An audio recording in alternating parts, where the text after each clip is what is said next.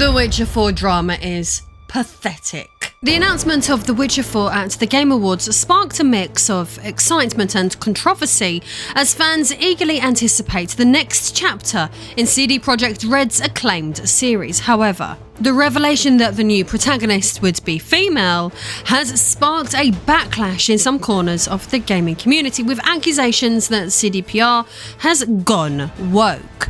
The criticism surrounding the female protagonist appears to stem from a belief that CDPR is prioritising diversity over storytelling.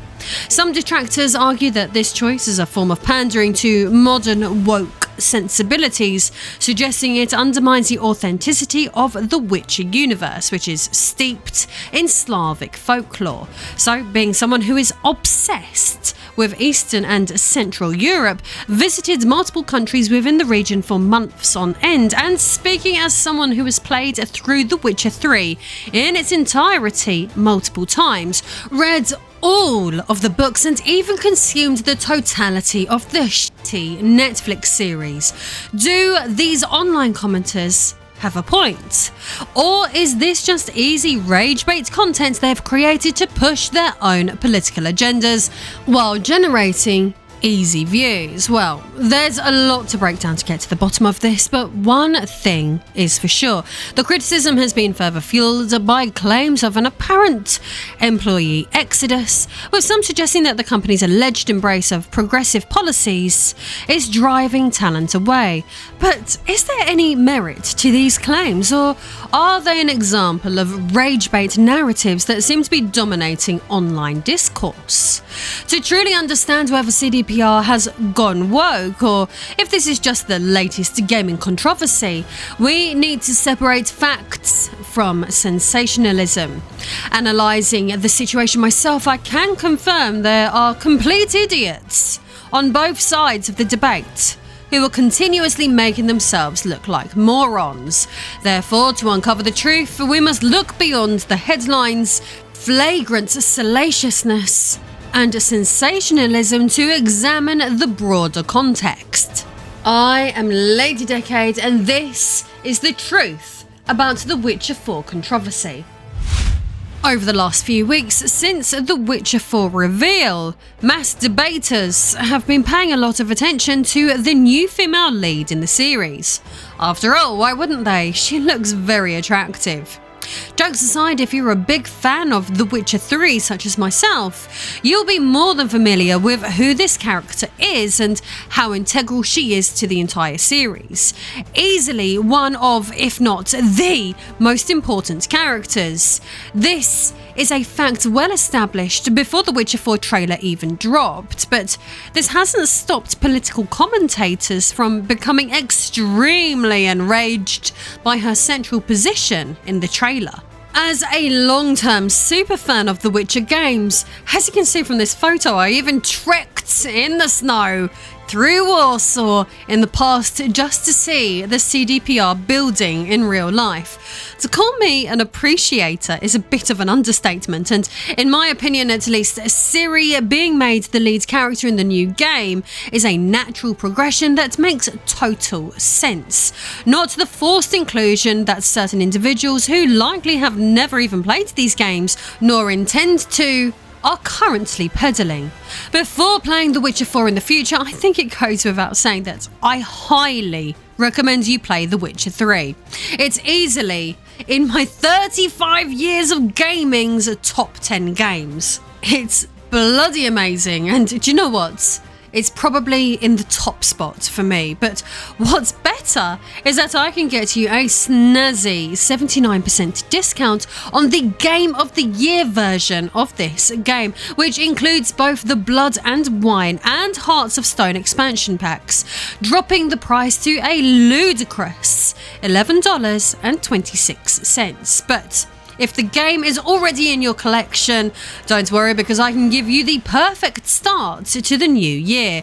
Your wallet might be depleted from Christmas at the moment, but when you can buy games for next to nothing, you can get cheap entertainment without breaking your bank account. Snag up to 90% off of thousands of modern AAA indie darlings and retro classics using my affiliate links right now.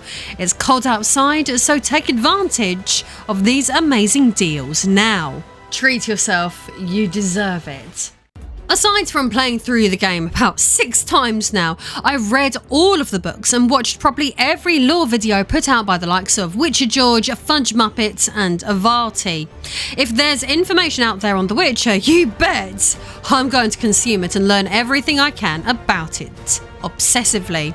This means this gaming controversy is even more appropriate for me to discuss than usual, as I've been a big fan of these games now for a very long time. Long story short, so the backlash to the trailer took me by surprise. This was one occasion where I didn't see ideological rubbish that one could very easily pick apart. In fact, I was extremely happy with what I saw. And what I saw was an established and beloved character story arc being expanded upon. A character whom, I might add, was depicted as an extremely beautiful ash blonde woman with European features. She was essentially perfect looking and the polar opposite of intentionally uglified female characters you find produced throughout Western AAA gaming, such as Kay Vess in Star Wars Outlaws, who was intentionally depicted with a wonky, broken nose, with seemingly active design choices being made to ensure that she lacked any kind of sex appeal at all. Just to throw in a couple of other freebies of these practices, check out Everyone in Dustborn and some of the horrendous designs in the ill-fated Concord, like this perfectly spherical lady here. To instantly throw The Witcher 4 into the same bracket as these games simply because the game features a female lead seems like a reach and a tad overzealous. Almost like certain creators are trying to create controversy simply for the sake of it. But Lady Decade, you can't have a female Witcher. That's not law-friendly. That's oversimplification, which sounds like conclusions people have drawn who only have surface level knowledge of the series and its lore. Secondly, they are using what they've seen in the trailer to push their own political beliefs and brands. It's sadly a part of what the online space has devolved into. Individuals taking a partisan side and sticking with their so-called team, whether their arguments are watertight or not. This is a clear example that when you lean politically too far in one direction or the other, you end up with a closed mindset, trying to score points for your team rather than actually making any effort to get to the bottom of a matter. For the record, yes, Witcher lore generally establishes that technically only boys traditionally undergo the trial of the grasses and other mutations required to become witchers. This practice is rooted in the lore of the Witcher universe, particularly the school's traditions and the inherent dangers of the process. Notice the heavy emphasis on the words traditionally. There is no explicit statement in the games or books that females are biologically incapable of surviving the mutations. It's more a matter of established practice and societal norms within the universe. Here's the part that the political commentators conveniently don't tell you because they either want to omit it to promote their argument or are merely ignorant of it because it doesn't support their argument. If you had actually played the games and or read the books, you would know that. Siri, while not a Witcher, trains extensively in combat at Kaer Morhen as a child and is often seen as a Witcher in spirit. However, as of The Witcher 3, she never undergoes the mutations, leaving her fully human. This reinforces the traditional approach that Witchers are male, but leaves room for interpretation about whether a female could technically undergo the process. Siri was sought after by the Witchers, the Dryads, and the Lodge of Sorceresses due to her unique lineage, immense power, and the potential she represented for each group. As the last known descendant of Lara Doran, an elven sorceress and bearer of the Elder Blood, Siri possessed extraordinary magical abilities tied to the mysterious force of the Elder Gene, which allowed her to manipulate time and space. So she's not this Mary Sue girl boss who has miraculously appeared out of nowhere to force diversity into the series like those who seem to have not played the game are claiming. I mean, even the Wild Hunt wanted her for this specific reason. The Witchers, particularly Geralt and those at Kaer Morhen, cared for Ciri out of a deep sense of duty and personal attachment, seeing her as a surrogate daughter and a symbol of hope for their dying order. After all, Ciri came to Geralt through the Law of Surprise, which true fans would know all about. Something else worth noting, if you watch the trailer through the perspective of a sincere fan, you can obviously clearly see that Ciri has indeed survived the trial of the grasses and now has Witcher mutations, but you can also clearly see her using sorceress magic as well as signs such as Igni. Traditionally, Witchers cannot use magic beyond signs.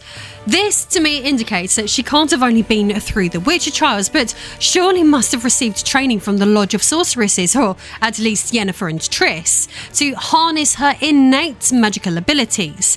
Everything in this trailer fits within the established lore. Each group who tried to claim her was interested in Ciri because of their own desires for survival, power, or personal attachment. This makes her a pivotal figure in the Witcher's world and the perfect centerpiece for The Witcher 4. It all makes complete sense. So, does this mean that The Witcher 4 will be free from modern politics? Well, the trailer confirms nothing, neither for nor against. So, while I think that concerns over the trailer are completely unfounded, with no dog whistles present, indicating a negative change in the direction for the series, the same cannot necessarily be said for what has been transpiring at CD Projekt Red itself. In the current gaming landscape, accusations of wokeness have become a recurring theme, often linked to diversity initiatives or progressive policies. This trend has created a charged atmosphere where fans of established franchises often feel like large corporate companies are altering the very fabric of beloved IPs in order to appear investor-friendly under the guise of appearing more virtuous and appealing to the so-called modern audience. And just like other AAA publishers, CDPR has demonstrated itself to be more than keen to adopt these now considered controversial approaches that many feel alienate long-term fans of gaming. So, fears that The Witcher 4 could deliver something completely different from its predecessors are not entirely unfounded. I just felt that people using the trailer as evidence of this was a massive reach, and I sincerely wanted to refute that. A video uploaded to CD Projekt Red's Investor Relations YouTube channel 2 years ago that has recently been grabbing a lot of internet users' attention online is a little more concerning. The video in question, talking about the company's ESG policies, comes across as stereotypical corporate performative gestures that prioritise optics over genuine ethical action. As expected, and rightly so, this led to lots of accusations of hypocrisy or neglecting core business responsibilities to their game's established audience in favour of virtue signalling to appear investor safe. This eyebrow-raising upload features CDPR's CFO, Piotr Nilobovic, waxing lyrical about the company's environmental, social and governance strategy. This has made it incredibly easy for people to point fingers at CDPR for allegedly pandering to ESG trends, rather than attempting to stay true to the roots of what made them popular in the first place. So, what's in this controversial content? In the video, CDPR makes some big claims, like ensuring their games represent a diverse set of mindsets, social groups and backgrounds. If this sounds like the kind of language designed to tick ESG boxes, you're not alone in thinking that. The company also pats itself on the back for creating a diverse and inclusive working environment and rolling out the Girls in the Game scholarship program, something that some critics have pointed out excludes men entirely, which feels less like inclusivity and more like cherry picking under the guise of equity.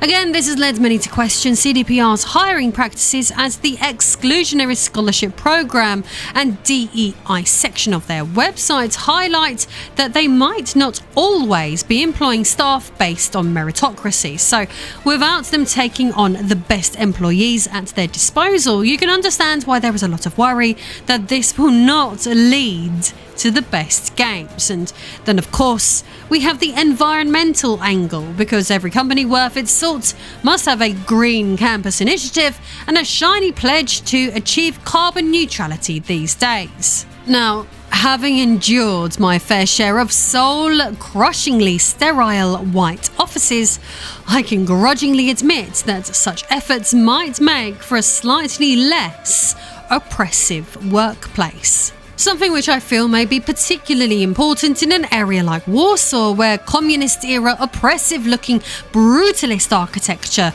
can be found at every turn. So, green initiatives are admirable, but let's not kid ourselves. This is all likely just about padding ESG reports to impress the investor crowd. While some cheer these moves as progressive, others can't shake the sense that this isn't about the fans who propelled them to success, but rather about making the company more digestible to the suits who ultimately hold the purse strings. But wait, there's more. Further evidence backing up the concerns about the company moving towards a more ESG-friendly culture includes CD Projekt Red's Menstrual Leave policy, which has sparked plenty of debate, especially since the company has gone out of its way to brag about winning awards over this. According to CDPR, 39% of eligible Reds have taken menstrual leave at least once, with 1% using it every month. While those numbers suggest the policy is being used responsibly, the way the company has broadcasted it on X, proudly declaring its Diversity Charter Award, feels more performative than practical. I mean, it would probably be fine on a website like LinkedIn, but X? You can't exactly expect a civil response. CDPR's post boasted, "We're proud to receive the Diversity Charter Award for our menstrual leave benefit in the category of innovative approach to diversity, equity and inclusion in business." On the surface, supporting women who suffer from period pain sounds like a thoughtful move. After all, I know firsthand how debilitating it can be, and it's something that very few men will ever understand. But do we really need a specific company policy for it? If someone's pain is severe enough to affect their ability to work, surely a doctor's note and standard sick leave would suffice. Once you start carving out policies for specific issues, where does it stop? What about employees with asthma, allergies or sensory issues that make certain environments unbearable? Do they also need to have their own tailored policies, or are they expected to just tough it out? This feels like a slippery slope where fairness becomes harder to manage. Add to this their partnership with initiatives like Career Cycle to increase awareness of menstrual health, and it's hard to not feel like this is less about genuinely supporting women and more about building a shiny, ESG-friendly image for investors, rather than doing anything kind for the sake of kindness. What makes adopting ESG frameworks all the more saddening is that CDPR is Polish. It contributes to the Witcher series feeling distinctly European because it draws heavily from Slavic folklore, medieval European history, and philosophical themes like fate and existentialism. This reflects a cultural tapestry rooted in Eastern and Central Europe, which contrasts with more familiar Western fantasy tropes seen in many Anglo-American narratives. ESG policies, on the other hand, feel distinctly American because they often align with the US corporate culture of public-facing social responsibility, driven by market expectations, shareholder activism, and polarized debates over identity politics. Thus, they appear as part of a broader, uniquely American culture war. This clash between CDPR's deeply rooted European identity and the distinctly American nature of ESG policies could be a recipe for disaster. It risks alienating the studio's core audience while potentially diluting the cultural authenticity that defines the Witcher series. The series' appeal lies in its unique ability to reflect Eastern and Central European sensibilities, offering a stark contrast to the tropes of Anglo-American fantasy. The juxtaposition of these two identities, one rooted in deep, authentic cultural storytelling and the other driven by a globalized performative corporate agenda, could lead to creative compromises and reputational challenges, undermining the studio's credibility and alienating stakeholders on both sides of the divide. So you can see why all of this is a very real issue and is worth worrying about. Another point often cited online as evidence of CDPR's supposed ideological shift involves a public exchange between Philip Weber, the Witcher narrative director, and Thomas Mahler, CEO of Moon Studios. As reported by That Park Place, Mahler had shared a critical post on X, arguing against cancel culture and the use of games and films as platforms to push political agendas. He also defended gamers who have grown weary of such trends, quoting Martin Niemöller's famous poem to emphasise the dangers of societal conformity. CDPR's Weber, in response, targeted Mahler's remarks, suggesting they were hypocritical when given Mahler's own past criticisms of CDPR, specifically regarding the botched launch of Cyberpunk 2077. What followed was a civil yet heated back and forth between the two developers. Mahler stood by his critiques, pointing out what he saw as the gaming industry's failures in delivering honest products and maintaining creative integrity, whereas CDPR's Weber, on the other hand, appeared to dismiss Mahler's concerns as overly extreme and counterproductive. This exchange was relatively tame, but some have seized upon it as further circumstantial evidence of CDPR leaning into woke culture, particularly because Weber's approach seemed more aligned with avoiding controversy than tackling Mahler's arguments head-on. While this incident might not directly prove that CDPR is woke, as some like to call it, it does at least highlight the tension within the gaming industry around these topics. Another point raised in the ongoing discussion revolves around an individual named Kian Mayer, a former gaming journalist for The Gamer who joined CD Projekt Red as a franchise and lore designer in April 2023. TheGamer.com is considered controversial due to its strong editorial focus on social and political issues within gaming. It often emphasises diversity, representation and critiques of popular franchises, which some perceive as overly political or biased. Its critical stances, such as boycotting Hogwarts Legacy over J.K. Rowling's views, have drawn polarised reactions, with detractors accusing the site of prioritising agendas over objective discussion. On the 2nd of February 2023, during BBC Radio 4's PM show hosted by Evan Davis, Stacey Henley, editor-in-chief of The Gamer, labelled Rowling as transphobic and accused her of campaigning against transgender individuals. Davis's limited challenge to these assertions prompted approximately 199 listener complaints. The BBC issued a statement acknowledging the lapse, stating, "We do accept that there wasn't sufficient challenge to the claims that were made and that we fell short here."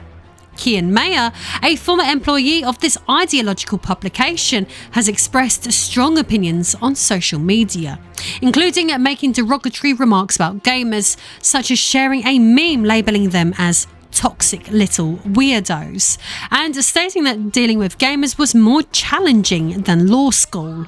Articles like the one from That Park Place have drawn attention to Kian's remarks about gamers, including an old tweet from 2020 in which he joked about wanting to punch gamers.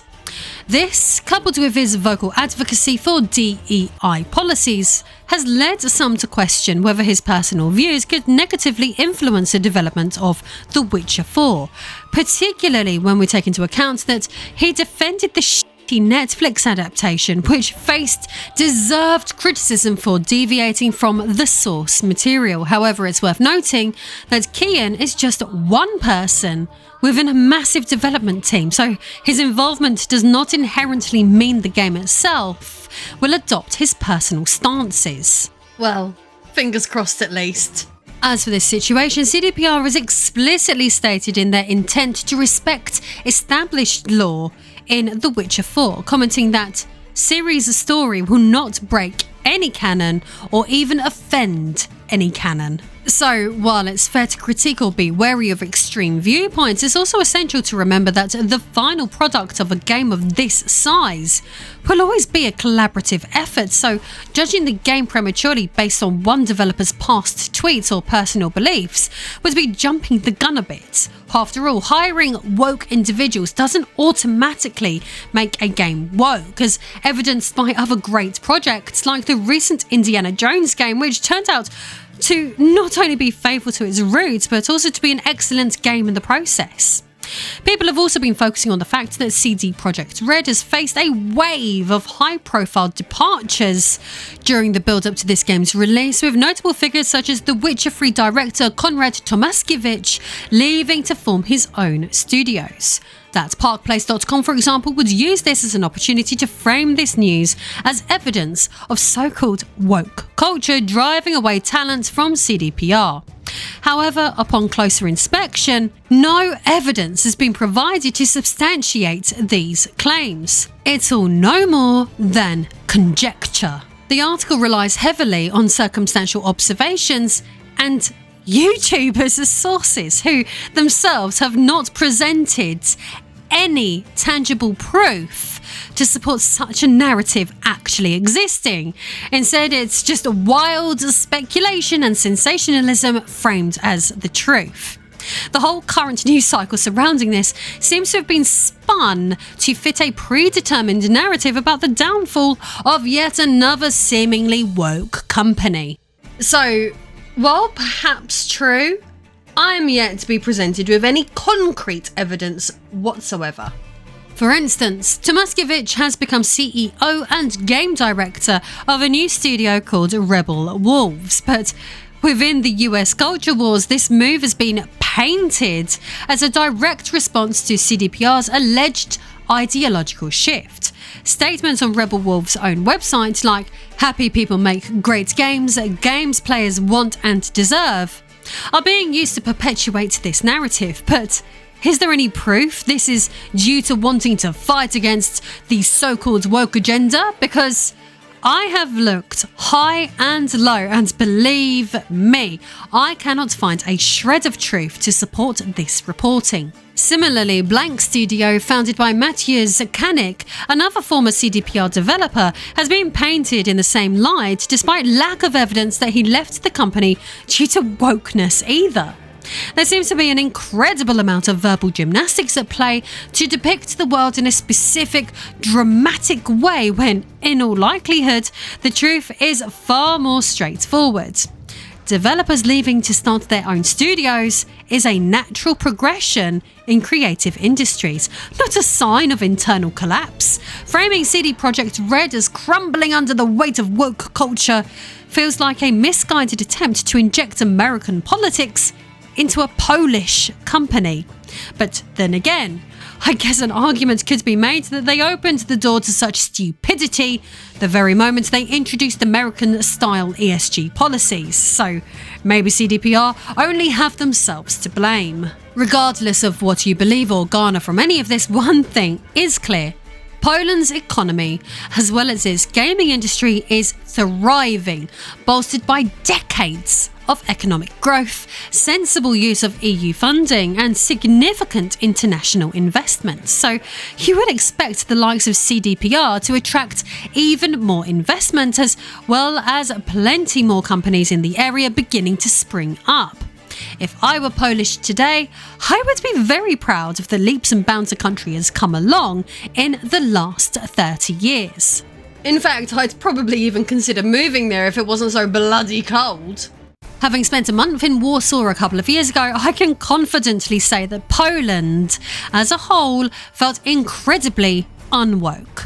The culture is grounded in tradition, and people generally seemed focused on practical matters rather than performative virtue signalling. That's all American bollocks. It feels bizarre to see outsiders impose narratives about employees leaving a Polish company specifically due to US culture wars, especially when there's no substantial evidence to back these claims. I agree with everyone who finds ESG policies concerning, but at the end of the day, 2 + 2 still doesn't equal 5. I thought the right-wing prided itself on evidence-based reasoning and good old-fashioned common sense, yet here we are, watching people push an anti-woke agenda so aggressively that they've abandoned even a shred of critical thinking to do so. Yes, CDPR has implemented some progressive policies, and sure, we can debate their merits until the cows come home, but let's be clear, there's zero actual evidence linking these policies to employees leaving.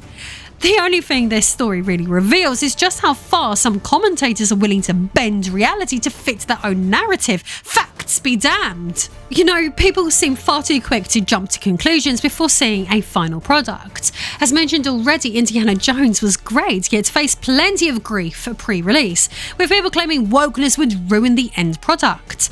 The same could very well be true for The Witcher 4, judging the game based on the backgrounds or beliefs of some of its developers rather than waiting to see what they create is not only premature but also wildly unfair. This isn't a situation like Dustborn or Dragon Age the Valguard, where the themes were front and centre in the marketing, or even Ghost of Yotei, where concerns stemmed more from the behaviour of the lead actress than the actual game. In this case, the trailer for The Witcher 4 has shown nothing to suggest the abandonment of the series' core tone, lore or themes, yet people are projecting their own biases onto a game that we have not even seen a shred of gameplay for yet. This, in my opinion, says more about the people attacking The Witcher 4 and CDPR at the moment than it does the game and the company itself. Don't forget, The Witcher 3 is one of the best games I have ever played. I can get you 79% off the Game of the Year edition, which includes its DLC. If that's not for you, I can get you up to 90% off of thousands of other AAA, modern, indie and retro titles too. Happy New Year and happy gaming.